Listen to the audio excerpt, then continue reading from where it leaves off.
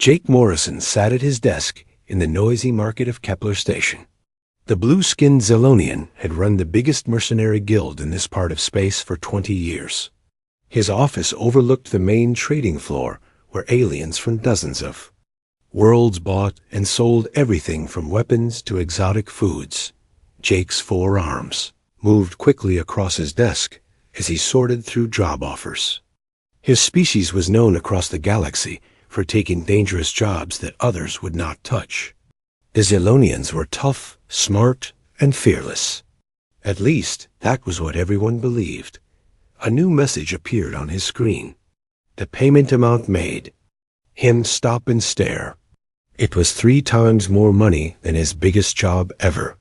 Jake opened the file and began reading. The job seemed simple enough at first. A wealthy diplomat from the Vraxian Empire wanted his daughter rescued.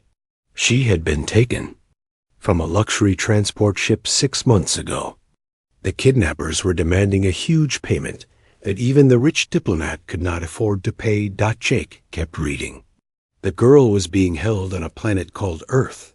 The planet was listed in the database as a Class 12 death world. Jake felt his blood turn cold. He had heard whispers about death worlds in the dark corners of space stations and bars. These were planets so dangerous that most species could not even visit them without dying. But this was worse. The people holding the girl were called humans. Jake had heard that name before, always spoken in quiet, frightened voices. His hands began to shake as he scrolled through the mission details. The office door opened, and Lisa Grant walked in. She was Jake's second-in-command and his best friend. Lisa was a Taraxian who had metal parts replacing her left arm and right eye after a bad job on Cygnus Prime. She was the toughest person Jake knew. "Got anything good today, boss?" Lisa asked, dropping into the chair across from his desk. Jake turned his screen toward her. "What do you think about this one?" Lisa read for a few minutes. Her metal eye glowed brighter as it processed the information faster than her natural one. Suddenly, she stood up so fast that her chair fell backward. "Are you crazy?" she shouted. "This job is against humans." Other workers in the office stopped what they were doing and looked at them. Jake quickly turned the screen away and motioned for Lisa to sit back down. "Keep your voice down," he whispered. "I know it sounds dangerous, but look at the payment." Lisa shook her head. "I don't care if they offered us a whole planet. Nobody takes jobs against Deathworlders, especially not humans." Jake leaned back in his chair. "Come on, Lisa. We have fought space pirates, giant insects, and corporate armies. How bad could these humans be?" Lisa stared at him like he had grown a second head. "Jake, have you never heard the stories? No mercenary group has ever come back from a mission against humans. Not one. That might just be bad luck or poor planning," Jake said, but his voice did not sound sure. Lisa pulled out her personal tablet and connected it to Jake's computer. "Let me show you something." She opened a file that she had saved years ago. It was a recording from a security camera on a mining station. The video showed a small fight between some miners and security guards. Jake watched as a human worker, who looked smaller than most species Jake knew, picked up a metal beam that should have required machinery to move. "That beam weighs at least 500 pounds, Lisa said. "Watch what happens next." The human swung the beam like it was a small stick. 3 security guards went flying across the room. The human was bleeding from several wounds, but kept fighting like nothing was wrong. "This was just a small argument about working hours," Lisa explained. The human was not even trying to hurt anyone badly. Imagine what they could do if they were really angry. Jake felt sick to his stomach. He opened his computer's database and searched for more information about humans. What he found made everything worse. The database had thousands of reports about human encounters. Every single report ended the same way. The non-human forces were completely destroyed. Even when humans were outnumbered 100 to 1, they still won. One report caught Jake's attention. It was from a Korthic battle fleet that had tried to invade a human colony world. The Korthics were known as some of the best warriors in the galaxy. They had brought 50 warships against what they thought was a small human settlement. The entire Korthic fleet was destroyed in less than 4 hours. The humans had not lost a single ship. The only Korthic survivor had gone insane and spent the rest of his life in a mental hospital, screaming about humans who fought like demons and laughed at death. "Boss, you need to understand something," Lisa said quietly. "Humans live on a planet that would kill most of us just by breathing the air. The gravity is so strong it would crush a Deltarian. The weather changes so fast it would drive a Centaurian crazy. And the animals? Jake, they have creatures on their world that hunt other predators for fun." Jake looked at more files. He found videos of human children playing games that looked more dangerous than military training on other worlds. He saw humans running for hours without stopping, fighting in conditions that would be deadly to most species, and worst of all, never showing fear, even when they should be terrified. The office door chimed, and Ben Murphy walked in. Ben was there. Explosives expert, a cheerful Altarian who loved blowing things up more than anything else in the universe. He usually volunteered for every dangerous job they got. "Hey Jake, heard you got something big." "Count me in," Ben said with his usual big smile. Lisa showed him the mission file. Ben's smile disappeared faster than Jake had ever seen. "Oh no," Ben said, backing toward the door. "I may be crazy, but I'm not stupid. Find someone else." Ben left so quickly. He almost ran into Amy Rodriguez in the doorway. Amy was their pilot, a small vegan who could fly anything with engines. She was followed by Tony Clark, their communications expert. "What scared Ben so badly?" Amy asked. "I have never seen him run from a job." Jake explained about the mission. Both Amy and Tony refused before he even finished talking. "I have heard stories about humans my whole life," Tony said. "My grandfather told me that humans are what nightmares have nightmares about." By the end of the day, Jake had asked every mercenary in his guild about the job. Not one of them would even consider it. These were people who had fought in wars, hunted monsters, and raided heavily defended bases.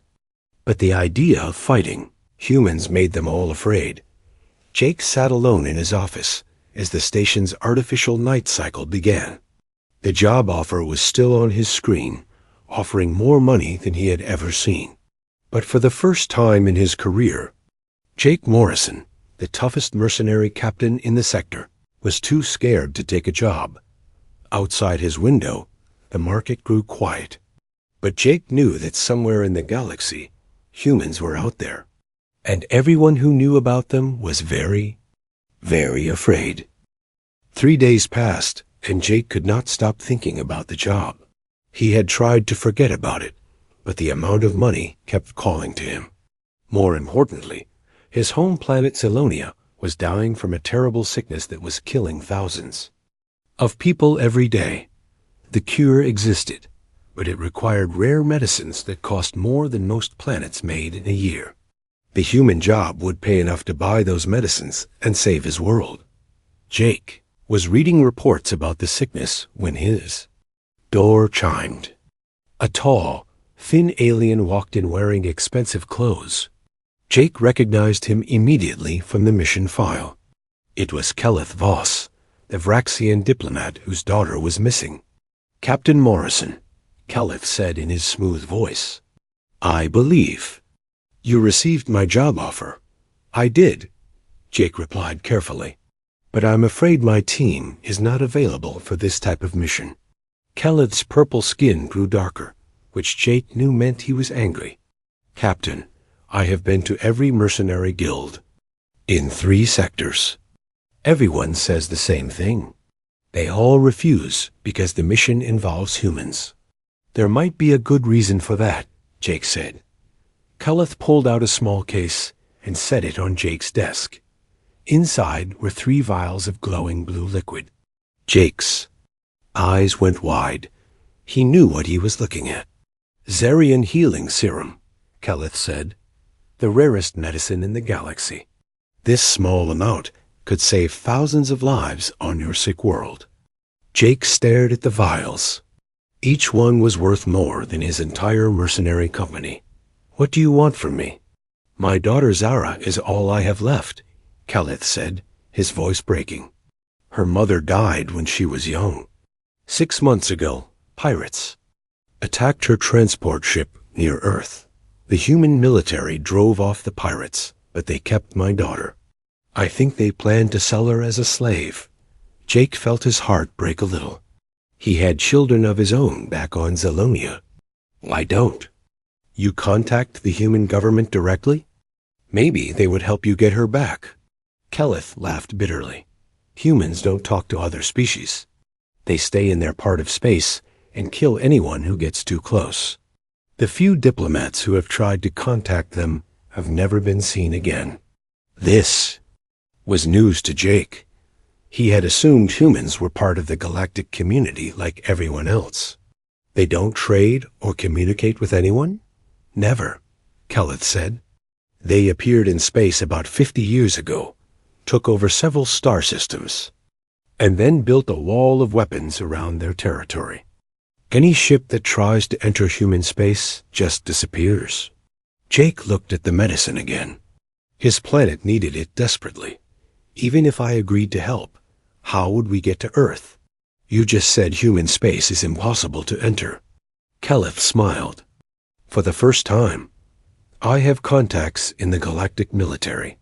They gave me stealth technology that should get you past human defenses. The mission would be simple. Get in, find my daughter, get out. Jake thought about his dying world. He thought about Lisa and his other friends who trusted him to make good decisions. He thought about the videos he had seen of humans doing impossible things. I need time to think about this, Jake said finally. Take all the time you need, Kelleth replied. But remember, every day you wait, more people die on your world. And my daughter suffers in human hands. After Kelleth left, Jake called Lisa into his office. He told her about the medicine and what it could mean for Zelonia. Lisa was quiet for a long time. Finally, she said, Jake, I have known you for 15 years. You have always made smart choices. But this feels different. This feels like you are so desperate that you are not thinking clearly.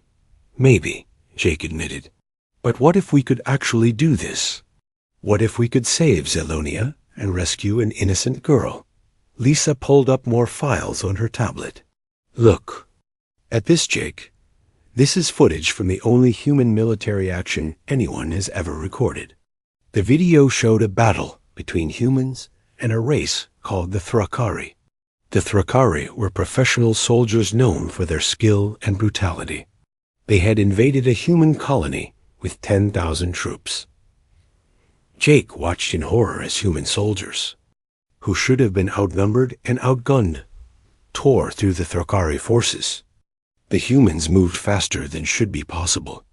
They kept fighting even when badly hurt. Worst of all, they seemed to enjoy the battle.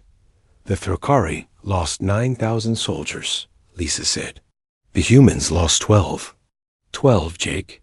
And those 12. Humans only died because they threw themselves on explosives to save their friends.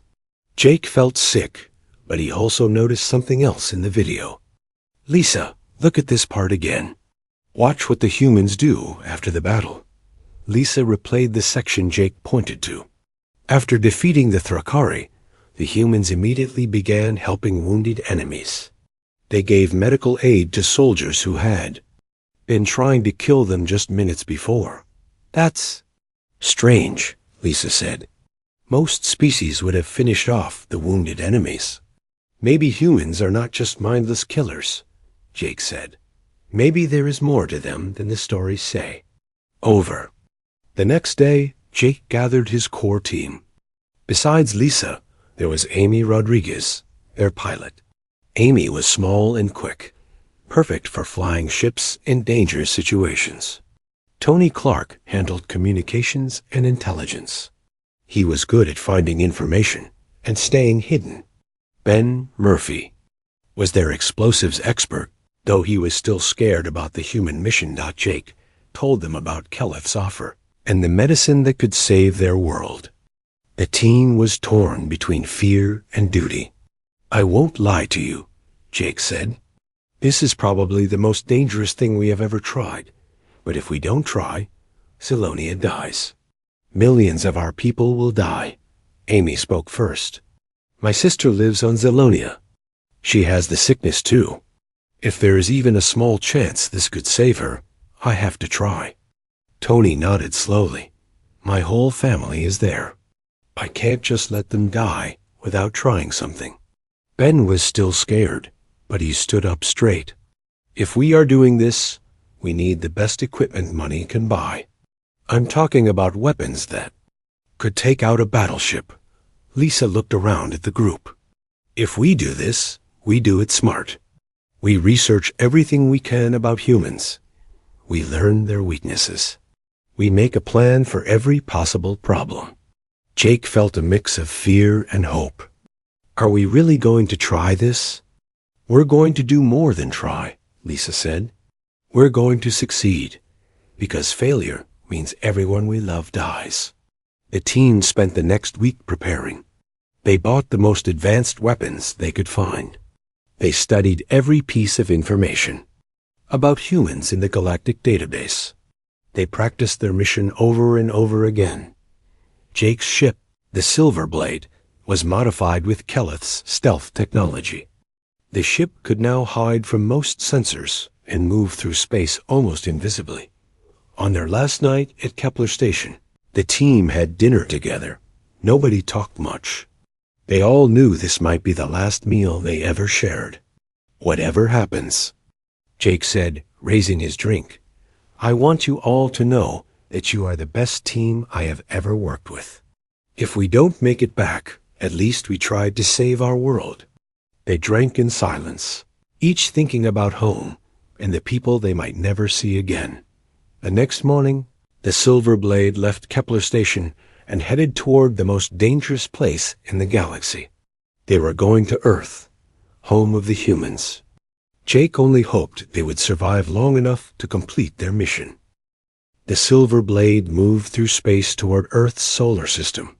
Jake's team had been traveling for 5 days, and the closer they got to human space, the more nervous everyone became. "I'm picking up weird readings on the sensors," Amy said, "from the pilot's seat. The whole area around Earth is full of what looks like space junk, but my computer says it's some kind of defense network." Tony looked at his screens. "I'm getting massive energy readings from those objects. They're not junk. They're weapons. Lots and lots of weapons." Jake stared at the main screen. Earth looked like a small blue and green ball surrounded by thousands of metal objects. It was beautiful and terrifying at the same time.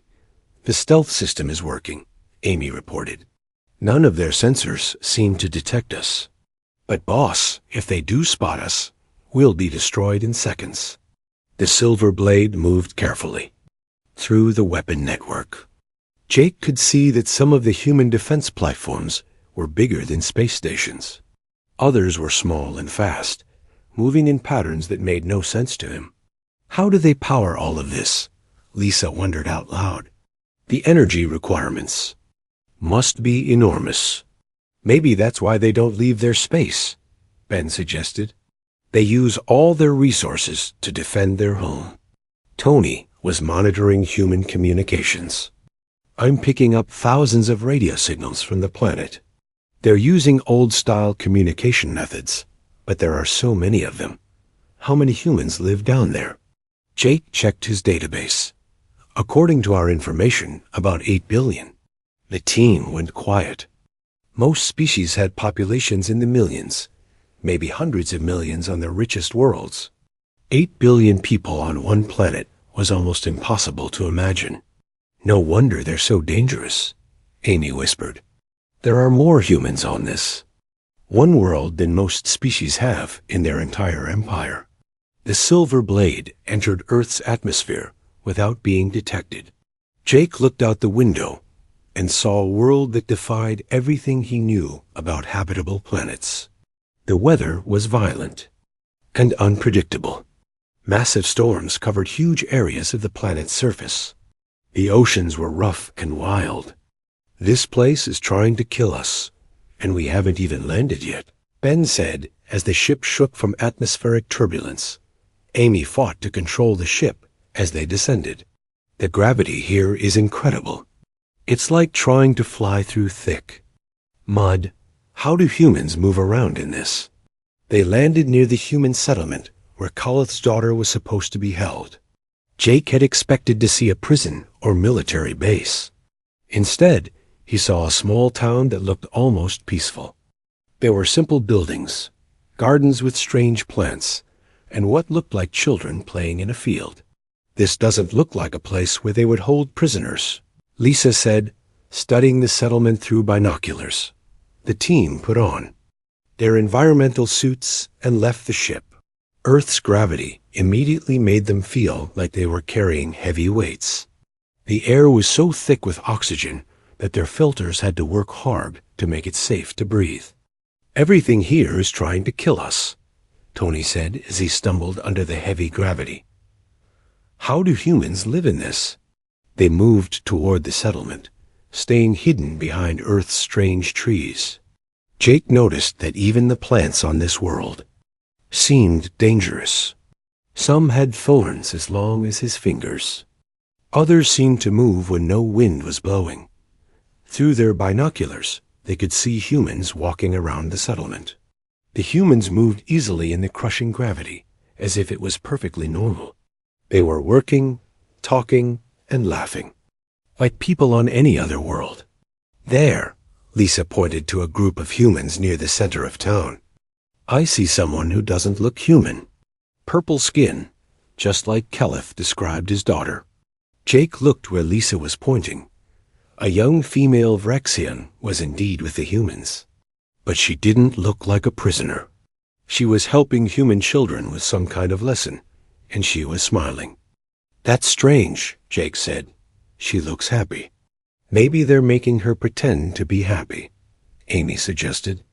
"Some kidnappers do that to make their victims easier to control." The team moved closer to get a better look. As they did, Jake began to notice more details about the human settlement. The buildings were incredibly strong, built to withstand the violent weather. The humans themselves looked different from the database pictures he had seen. These humans were not the savage warriors from the military videos. They were farmers, teachers, and craftspeople. They had families and seemed to care about each other. But Jake could still see the incredible strength in the way they moved. Even the children were doing things that would be difficult for adult aliens. "Look at that," Ben whispered, pointing to a human child who was carrying a log that should have required machinery to move.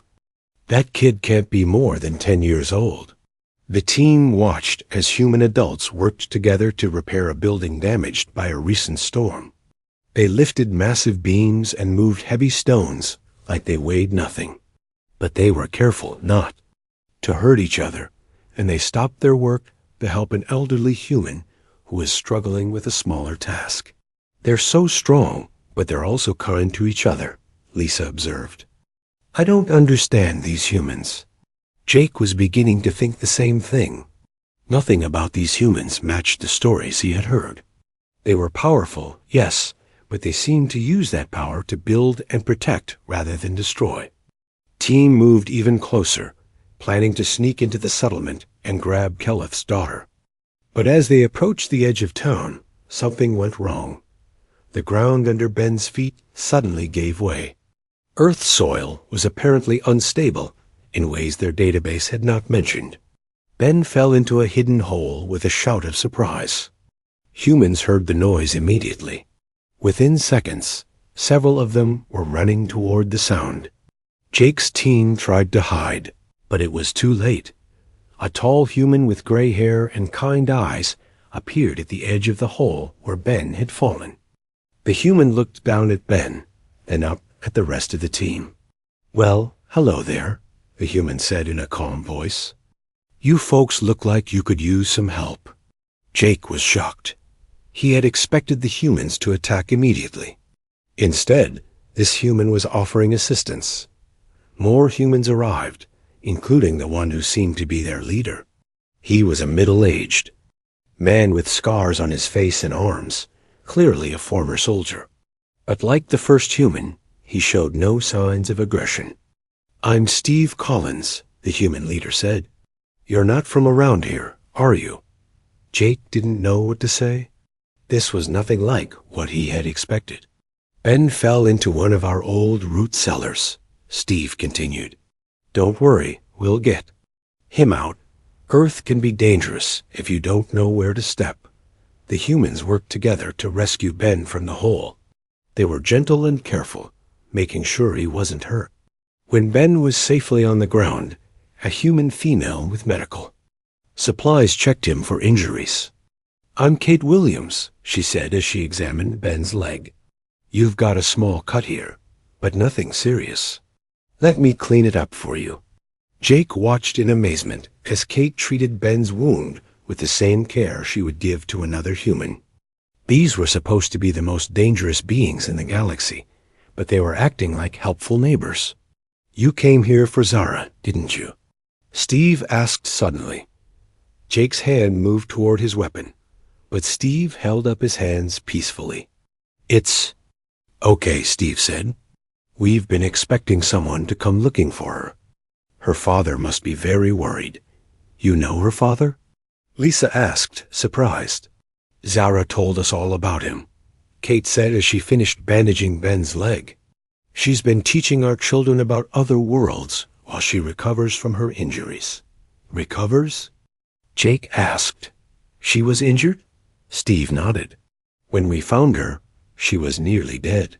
Her escape pod crashed during that pirate attack 6 months ago. We've been taking care of her ever since." Jake felt his world turning upside down. "You mean ... You're not holding her prisoner?" Steve looked confused. "Prisoner? Why would we do that? She's our guest. Though I have to admit, after living on Earth for 6 months, she's gotten a lot stronger. Earth has that effect on people." Before Jake could respond, the sky began to darken. Kate looked up with concern. "Storm coming," she said. "A big one. You folks better come inside until it passes. Earth weather can be deadly if you're not prepared for it." As the first drops of rain began to fall, Jake realized that everything he thought he knew about humans might be completely wrong. The storm that hit the human settlement was unlike anything Jake's team had ever experienced. Rain fell so hard it sounded like bullets hitting the roof. Wind howled with enough force to knock down trees. Lightning struck the ground every few seconds with light so bright it hurt to look at.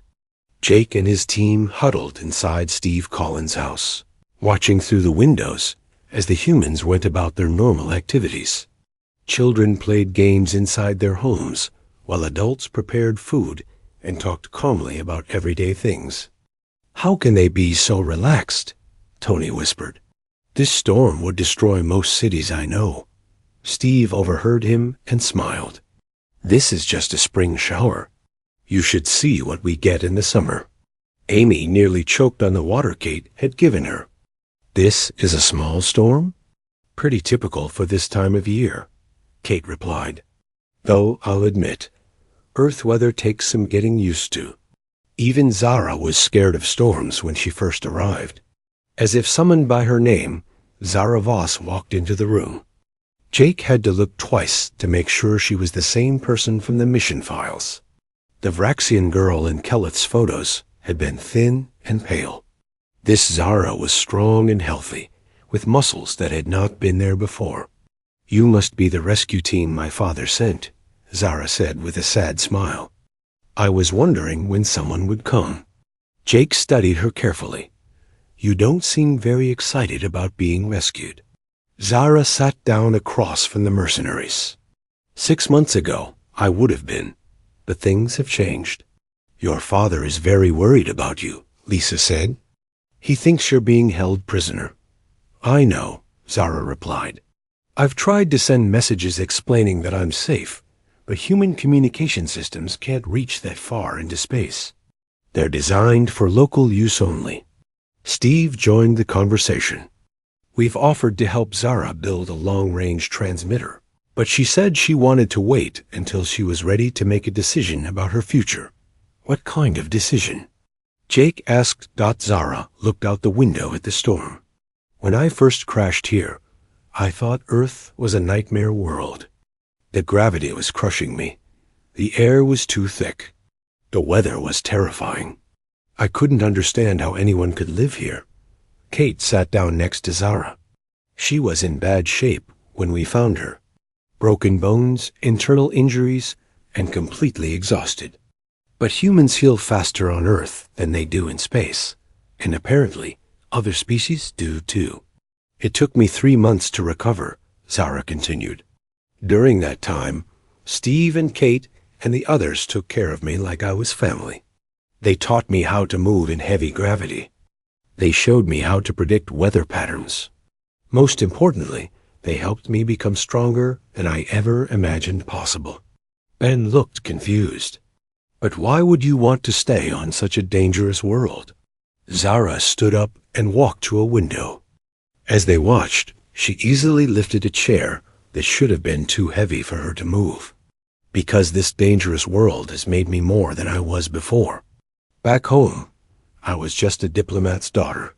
Here, I'm helping human children learn about the galaxy while they teach me about survival and strength. The storm outside grew stronger. Lightning struck a tree near the house, splitting it in half. The humans barely looked up from their conversations. Doesn't that scare you? Amy asked, pointing at the destroyed tree. Steve shrugged. Lightning strikes happen. We build our houses to handle it. The tree will grow back. Jake was starting to understand something important about humans. They didn't fear their dangerous world because they had learned to live with danger as a normal part of life. It wasn't that they were braver than other species. They simply had a different definition of what was dangerous. Can I ask you something? Jake said to Steve. Why do other species fear humans so much? The stories we hear make you sound like monsters. Steve and Kate exchanged a look. Because the only humans most species have met are our soldiers, Steve replied. And they usually meet them when someone is attacking human colonies. Kate nodded. Humans are peaceful by nature, but we protect our homes and families with everything we have. If someone attacks us, we fight back with all our strength. I think that's what scares people. Plus, most species don't understand how Earth has shaped us, Steve added. We're not trying to be intimidating. We're just built for survival on a world that would kill most visitors in a few hours. Danny Lee, the settlement's mechanic, joined the conversation. He was a cheerful human with grease-stained hands and a big smile. I hear you folks are from off-world. Want to see something cool? Danny led them to his workshop, which was filled with equipment that looked familiar and alien at the same time. Jake recognized some of the technology, but it had been modified in ways he had never seen before. This is a standard plasma cutter, Danny said, pointing to a tool. But I had to triple the power output and add extra shielding to make it work in Earth's electromagnetic field. Tony examined the device. This should be impossible. The power requirements alone would drain most ships' engines. Yeah, but Earth has abundant energy sources, Danny replied. We learn to work with what we have. Most of our technology is overpowered by galactic standards because it has to be. Otherwise, it wouldn't work here. Amy was looking at a vehicle in the corner of the workshop. What's that? Ground transport, Danny said proudly. Built to handle Earth roads, which means it can probably drive up the side of a mountain on most other worlds. Jake was beginning to see a pattern. Everything humans built was designed to survive in extreme conditions. Their tools, their vehicles, their buildings, everything was stronger than it needed to be by galactic standards. Linda Price, the settlement's teacher, appeared in the workshop doorway. "Zara, the children are asking if your friends would like to meet them." Zara's face lit up. "Would you? The children have been so excited about meeting other aliens. You would be the first they've ever seen besides me." Jake looked at his team. They were supposed to be on a rescue mission, but instead they were being invited to meet human children. Nothing about this job was going according to plan. They followed Zara to the school building, where a dozen human children were waiting. The children looked normal enough, except that they were playing games that would be considered athletic competitions on other worlds. "These are the mercenaries I told you about," Zara said to the children. "They came here to take me home." A small human girl, maybe 8 years old, walked up to Jake. "Are you really from another planet?" she asked with wide eyes. "Yes," Jake replied, kneeling down to her level. "I'm from a world called Zelonia. Is it different from Earth?" Another child asked. Jake thought about how to explain. "The gravity is much lighter. The weather is calmer. And we don't have storms like the one outside." The children looked amazed. "How do you exercise without heavy gravity?" one boy asked. Lisa laughed. "We use machines and weights to make our bodies stronger." The children found this hilarious. The idea of using artificial weight when you could just live in natural heavy gravity seemed funny to them. As Jake watched Zara interact with the human children, he realized something important. She wasn't just teaching them about other worlds. She was learning to be strong in ways her father had never imagined. The scared girl from the mission files was gone, replaced by someone confident and capable. "She's not the same person who crashed here 6 months ago, is she?" Jake asked Steve quietly. Steve shook his head. "Earth changes people, usually for the better, if they can survive the adjustment period. Zara is living proof of that." The storm outside began to calm down, but Jake's mission was becoming more complicated by the hour. How could he force someone to leave when they clearly didn't want to go? And how could he tell Kelleth that his daughter was not only safe but happier than she had ever been? As the artificial night fell over the settlement, Jake knew that tomorrow would bring difficult decisions for everyone involved. Jake woke up in Steve Collins' guest room to the sound of alarms blaring across the human settlement. Through the window, he could see lights flashing in the sky. Ships were approaching Earth, and they were not friendly. Lisa burst through the door. "Jake, we have a problem." Tony picked up communications from orbit. Caliph got tired of waiting. He hired a private army, and they're coming to get his daughter. Jake jumped out of bed and ran outside. The whole settlement was in motion. Humans were moving with calm efficiency, but Jake could see the weapons they were carrying. These farmers and teachers had military equipment hidden in their homes. Steve Collins appeared next to Jake, holding a rifle that looked powerful enough to destroy a small building. "Your employer decided to skip the subtle approach," Steve said. Grimly, "How many ships?" Jake asked. Tony was monitoring communications from their ship. 12 attack vessels and a command ship. About 300 soldiers, mostly Korthic mercenaries. Amy went pale. "Korthics are professional killers. They're some of the best fighters in the galaxy." Steve didn't look worried. 300? That's not too bad.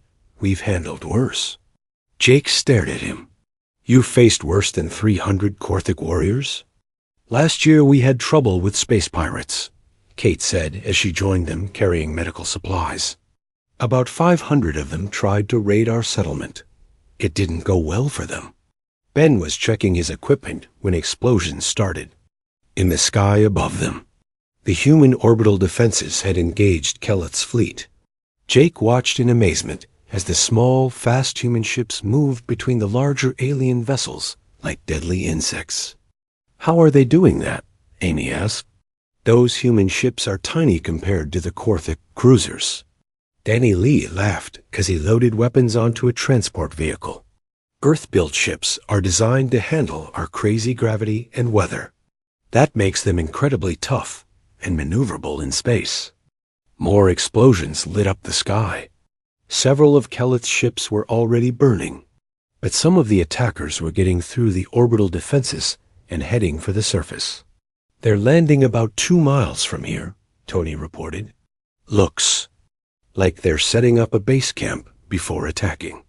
Zara ran up to the group, her face filled with worry. This is all my fault. If I had just gone home months ago, none of this would be happening. Steve put a hand on her shoulder. Zara, you have the right to choose where you want to live. No one should be forced to leave their home. But people are going to get hurt because of me, Zara said. People are going to get hurt because your father hired killers instead of talking to us. Kate replied firmly. That's not your fault. Jake felt terrible. His mission had led to this violence. Steve, my team, and I will help you fight. It's the least we can do. Steve nodded. We appreciate that. But I want you to understand something. We're not going to just defend ourselves. We're going to end this threat completely. What do you mean? Lisa asked. Steve's expression grew hard. Kelleth hired Corthic mercenaries to attack a peaceful settlement and kidnap someone who doesn't want to leave. When this is over, those mercenaries won't be able to threaten anyone ever again. Jake felt a chill run down his spine.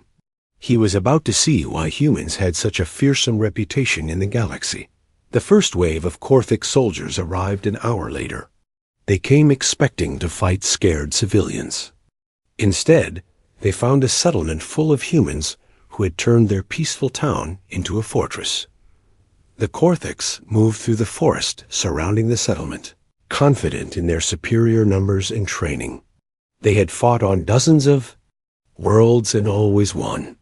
But they had never fought on Earth. The first sign that something was wrong came when their heavy weapons started malfunctioning. Earth's strong electromagnetic field was interfering with their advanced targeting systems. Equipment that worked perfectly on other worlds was unreliable here. Then the humans began their counterattack. Jake watched from the settlement's command center as human defenders moved through their home terrain like ghosts.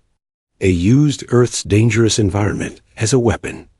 Corthic soldiers found themselves caught in mud that seemed solid, attacked by Earth animals that the humans had somehow trained to fight alongside them, and lost in forests that changed in the fog and rain. How are they doing this? Ben asked. As he watched the battle through binoculars. Danny was coordinating the defense communications. We've lived here our whole lives. We know every tree, every rock, every dangerous spot in the forest. The Corthics are fighting blind. Steve's voice came over the radio. Enemy squad approaching from the north. Lisa, can your team handle the electronic warfare systems they're carrying? Lisa grabbed her equipment. On it. Tony, Amy, you're with. Ben, stay here and help protect the civilians. Jake found himself in the strange position of working with humans to fight the people who had hired him. But watching the Corthics destroy human homes and threaten innocent children made his choice easy. The battle was unlike anything Jake had ever seen. The Corthics were skilled and experienced, but the humans fought with an intensity that bordered on terrifying. They used weapons that were overpowered for most worlds, but perfectly suited to Earth's extreme conditions. More importantly, the humans fought to protect their families and homes. Every human in the settlement, from teenagers to elderly people, contributed to the defense. They moved with a coordination that spoke of years of practice. Do you have many attacks like this? Jake asked Kate as she treated wounded defenders. Pirates, raiders, the occasional government that thinks humans would make good slaves. Kate replied while bandaging a human soldier's arm. Earth is rich in resources, and humans are valuable workers. But people always underestimate how hard we'll fight to protect what's ours. The tide of battle turned when Zara made a decision that surprised everyone. she contacted the Corvette commander directly. "This is Zara Voss," she said over the open communications channel. "I am the person you came here to collect." Keleth's voice came through the speakers. "Zara, thank goodness you're alive. We're here to rescue you." "I don't need rescuing, Father," Zara replied calmly. "I'm staying on Earth by my own choice. Call off your attack." There was silence for a moment. Then Keleth's voice returned, angry and desperate. "You don't know what you're saying. These humans have brainwashed you. We're coming to get you, whether you want it or not." Zara's expression hardened. "Then you're going to have to fight me too, because I'm not leaving my new home." Jake watched as Zara picked up a human weapon and joined the defenders. 6 months of living on Earth had made her stronger and more confident than her father had ever imagined. The final phase of the battle began when human reinforcements arrived from other settlements. Jake had assumed the small town was isolated, but he was wrong. Humans from across the region responded to the attack. Ships that looked old and patched compared to galactic standards proved to be incredibly effective in combat. Human pilots flew with a skill and daring that amazed even Amy, their own expert pilot. "How do they fly like that?" Amy asked as she watched a human ship perform maneuvers that should have been impossible. Earth pilots learned to fly in gravity. Fields, magnetic storms, and weather that would ground aircraft on most worlds, Steve explained. Space combat is actually easier for us than flying on Earth. The Korthic fleet was systematically destroyed or driven off. The few soldiers who survived the ground battle surrendered when they realized they were completely outmatched. Keleth's ship was captured intact. When the Vraxian diplomat was brought before his daughter, he barely recognized her. The weak girl, he remembered, had become a strong, confident young woman. "Zara, please," Keleth pleaded. "Come home with me. Your mother's family misses you." Zara looked at her father with sad eyes. "I love you, Father, but this is my home now. Earth has given me things I never could have found in our soft, safe world. I've found strength, purpose, and a family that accepts me as I am." "But you could die here," Keleth said desperately. "This world is too dangerous." "Any world can be dangerous," Zara replied. "But here, I'm strong enough to handle whatever comes. Can you say the same about our old life?" Keleth had no answer for that. Jake's team gathered around him as the settlement began cleaning up after the battle. They had completed their mission, but not in the way anyone had expected. "So what do we do now?" Lisa asked. "Keleth can't pay. U.S. since we didn't bring his daughter back." Steve Collins approached the group with a proposal that surprised them all. "How would you like to stay and work with us? We could use people with your skills to help other species who find themselves in trouble." "Work with humans?" Ben asked, amazed. "Why not?" Kate said. "You've seen that we're not the monsters everyone thinks we are. Maybe it's time someone started building bridges between humans and the rest of the galaxy." Jake thought about his dying homeworld. "What about Zalonia?" "My people still need medicine," Steve smiled. "Earth has some of the best medical researchers in the galaxy. They've had to be living on a world that's constantly trying to kill them. I'm sure they would be happy to help save your people." 6 months later, Jake's mercenary company had become something entirely new. They were no longer hired killers, but mediators and protectors. They worked with human settlements to rescue kidnapped aliens, stop pirate raids, and help other species. Understand that humans were not enemies to,